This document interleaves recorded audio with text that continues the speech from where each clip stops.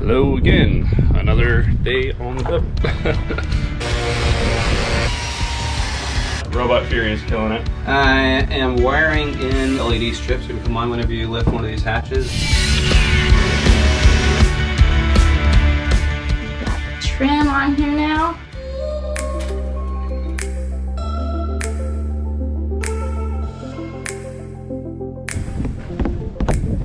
You're coming too.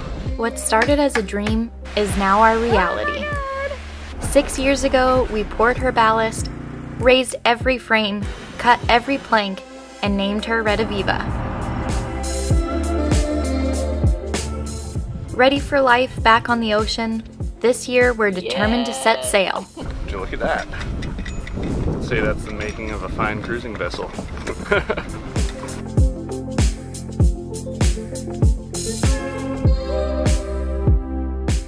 We're Salt and Tar, and this is our life.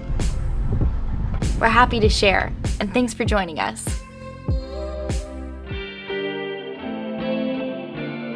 Garrett's been paneling a lot of the interior with Western red cedar, and he's just finished the last settee. So after trimming the overhang, he's back to milling. Today I'm gonna cut some black locust to make trim for all the areas inside that I've been putting all the cedar paneling on. It's gonna be nice hardwood locust trim that'll also kind of retain all the cushions when we get those in as well. Got a bunch of locust left over from my original stock that it's not really good for anything structural because it's got a lot of, you know, weird kind of funky gnarly grain and knots, and yeah, I wouldn't really trust it for much structural, but it's actually really pretty when you cut into it. It just looks like, I don't know, really cool and fun, and I think that'll kind of continue nicely with the whole aesthetic of the interior that we've been doing so far. So yeah, I started milling some of it up yesterday, basically 2x3s, more or less. So then I'm gonna turn them up on edge and mill them down into, I'm gonna split them right in half with the kerf of the blade and everything. I can probably get like 2 solid 5/8 inch pieces, so 5/8 by 3, and that'll kind of be my trim dimension.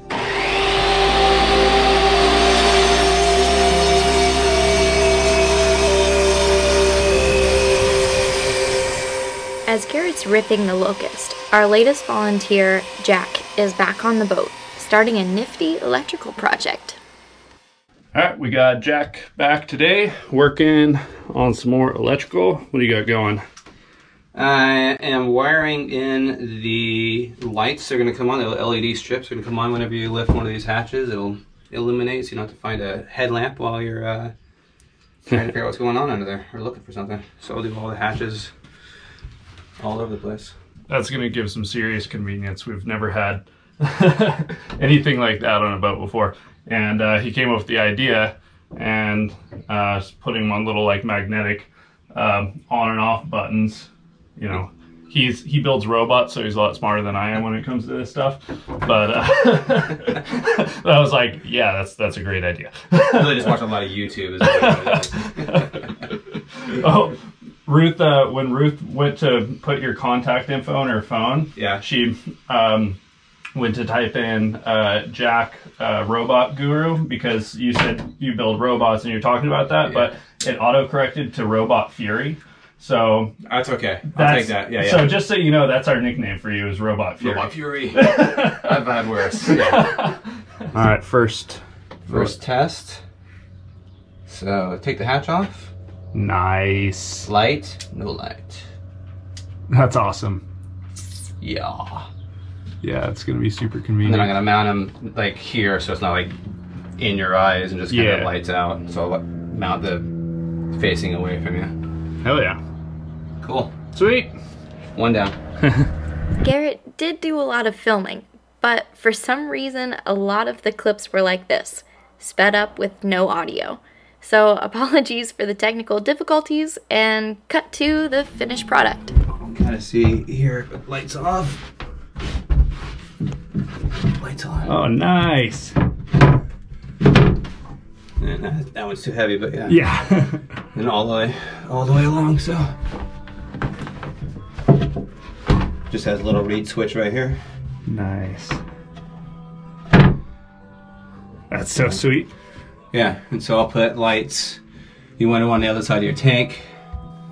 And then I got a couple extra to put back there just so you could have a switch back here and just illuminate back there in general. Jack's got a lot of great ideas, including a charging port for my editing needs. All right, what do we got here? So this is the charging panel. It's gonna go below the dinette, and this will run off the inverter just for 110. And then on the back we've got, this is gonna take the boat's 12 volt voltage and bring it up to 24 volts. And we'll go from here to the toggle switch. When you turn the toggle switch on, it'll feed, it'll turn the LED on, it'll turn both these on as well. This USB adapter is PD enabled.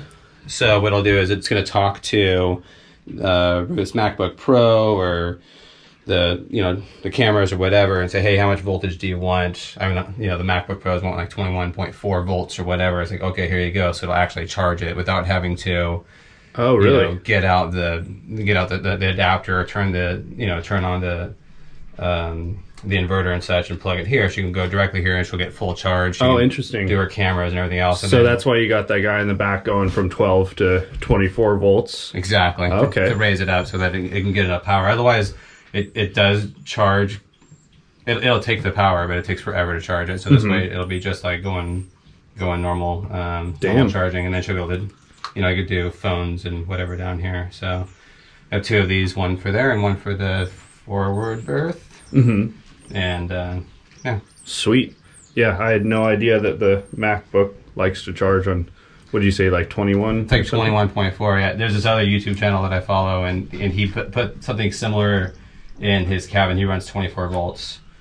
And I messaged him to find out what the details were and how he did and such. So nice. Yeah. Sweet. No inverter required. You lose 10% of efficiency when you turn the inverter on. So when you're out in the middle of nowhere, you're trying to manage your batteries or whatever, you want to be as efficient as possible. I've been doing some measurements down here, finding a home for this guy. So it's going to go right here. I'm just going to cut out. Here's like the outside trace of it, then the inside. I'm going to cut out a little square, give it some wiggle room, and it'll live right there.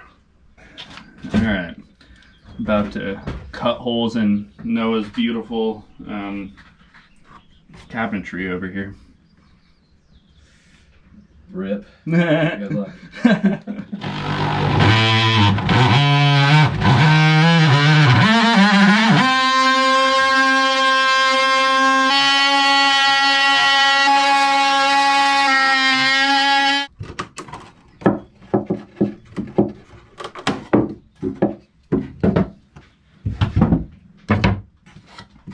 This is when Ruth will just like put on the sick montage in the slow motion. Oh man, did I screw this up? Yep. This was supposed to be in there. Ruth, just edit that in, please. And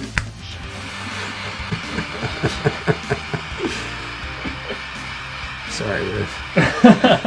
what do you think? Is it It's hole big enough? Perfect. Sweet. It's like butter. There's a little extra wire back there. There we go. Nice. Hell yeah. That'll work. Nice.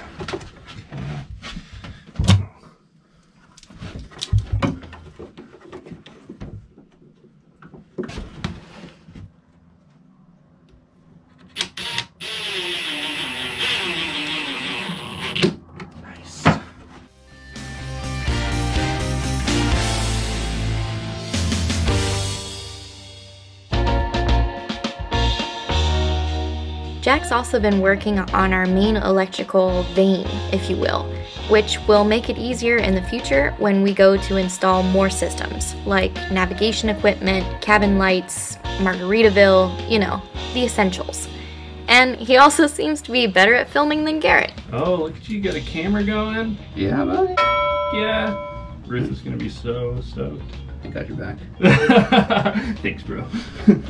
So far, Jack's hooked up our fridge, solar charger, hatch lights, and now our inverter. So we'll need to get this mounted. I don't know where you want to mount it here. Yeah, somewhere over there. But this is your remote for the inverter. So you turn it on, hold it down.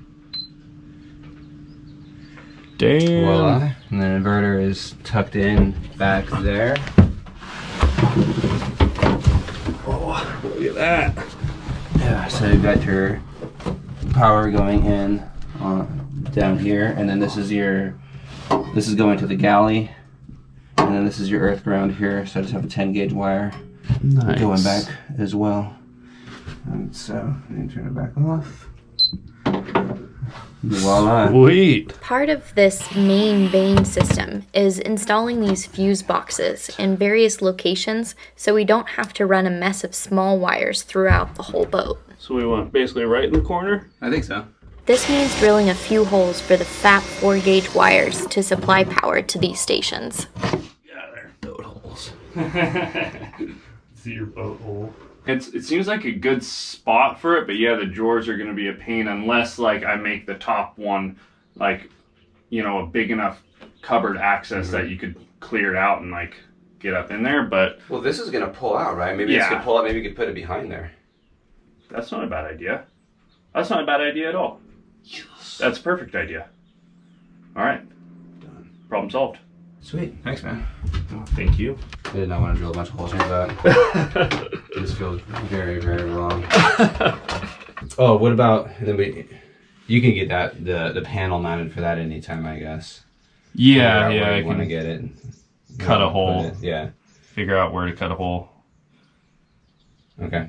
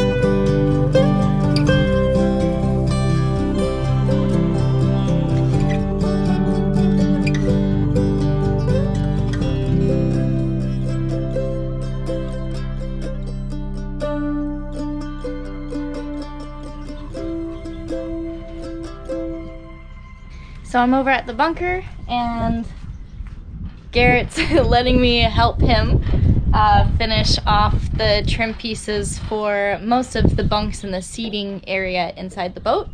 And so it's pretty simple. It's just routing and then sanding And then hopefully we'll even be able to glue them on today. So that'll be really exciting. And I hope that if I do a good job and Garrett sees it, he'll also let me help him finish the trim on the galley, because he's had all the trim cut for a really long time but hasn't brought himself around to routing it, and then that way we can actually put it all together, and then the whole galley I can put the oven back, or I can do the copper behind the oven and then we can put the oven back. So that'll be nice. So I'm paying extra close attention to these pieces, so Garrett will be impressed.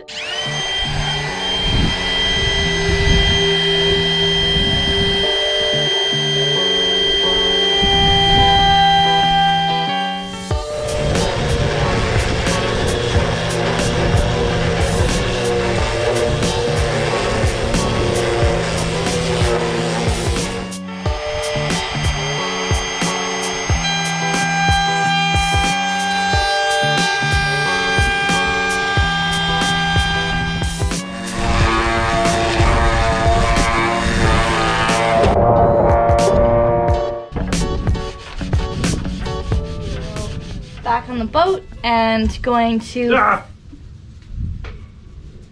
make a mess today. And we're going to finish installing all of the seat trim, and that will almost nearly complete, right? Because you still want to sand the Western red cedar. Yeah, I want to go over all of the paneling with just really light grit, just because it's all a little fuzzy still from the saw, because this is all just, there's no sanding, this is just run through the table saw, which the little DeWalt cordless table saw that I use cuts really smooth. Yeah, so it looks like it's already done. But it still needs a once over. So. And then oil, or you wanting to leave it there? I don't know. Yet to be determined. Probably just a coat of oil and then just kind of let it soak in and leave it at that. Nice. Because I want the smell. Yeah. I don't want to put anything that will seal up the smell of the Western red cedar. Yeah, the Western red cedar is like that classic sauna smell, and when the cabin warms up in here, you can really smell it. Yeah. It's a few places in the boat, but yeah, all this new stuff that's just around all of our interior seating it's intense. It smells so good. And then, so after Garrett gives me the rundown on how to do this, then we'll take a look at the galley trim and basically do the same thing that I did with the black locust yesterday. I'm thinking just do like a really quick bead and just try to keep it at the same relative height from the bottom and kind of like in line with the screw holes. Okay, yeah, that makes sense. Do you want a second bead added to the back side once it's on? No. No. Okay. And stop far enough from the edge that it's not going to squeeze out. Okay. Just do it like that. Well, that's nice and simple. And then get your screws in. Are you going to be good with these long ones, or do you want a hand holding them up? So you don't smear. Yeah, I mean, why not? I'm going to start those and get them just far enough in to locate holes.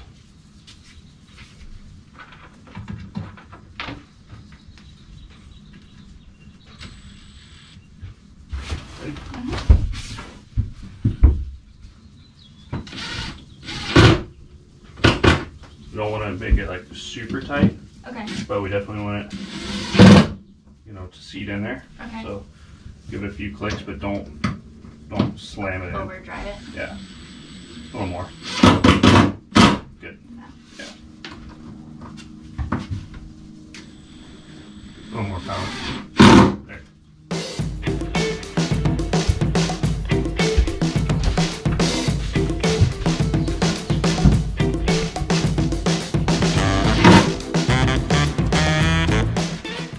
I'm happy with the that combination of the locust and the Me too. I think it cedar. looks awesome. Yeah.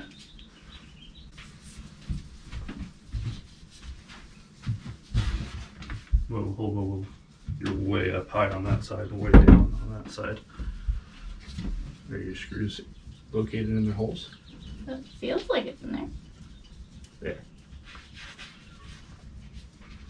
You're gonna make sure those screws are in. And you can tell by wiggling it back and forth. Because you just have the tip of the screw in, so it's gonna have some wiggle room, but you can tell it's in the hole because it's hit there, hit there, hit there. Okay. You know?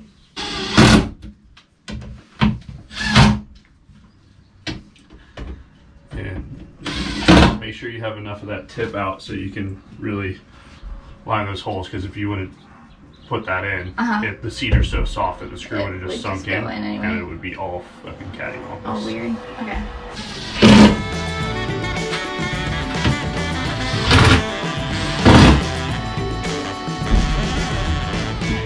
Alright, last one.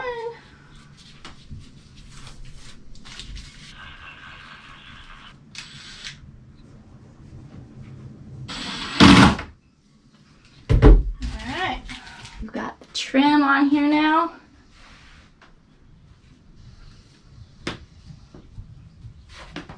Garrett still has to put in like a little kind of spline piece here, but other than that, the Western red cedar paneling is ready to be lightly sanded.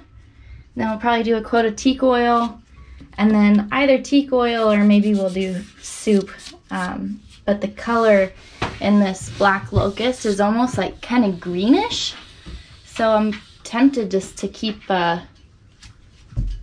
just teak oil on there to also bring out like some of these neat like purpley kind of interesting grain pattern here. I love it. And then so I'll wood plug all of these probably sometime today, get those sanded. Maybe we'll sand all these too. Get Garrett to do this while I start bunging. I think it looks great. He's like, was kind of glad that I thought it looked so great, and I said, Garrett, they all have swoopies. Of course I'm gonna love it.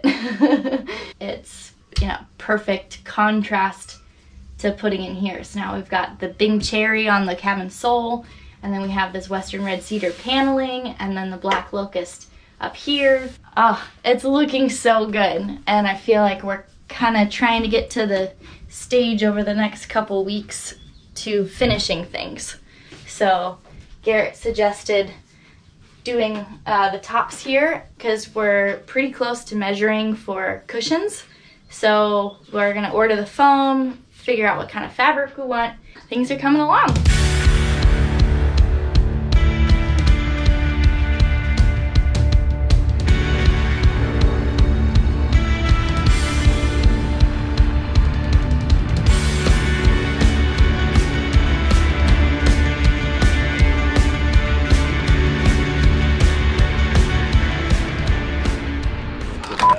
Again, dude. Oh no. God.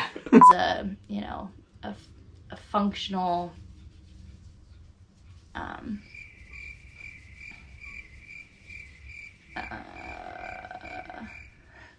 Ruth is gonna be so stoked with me that I filmed so much today. You are such a good filmer.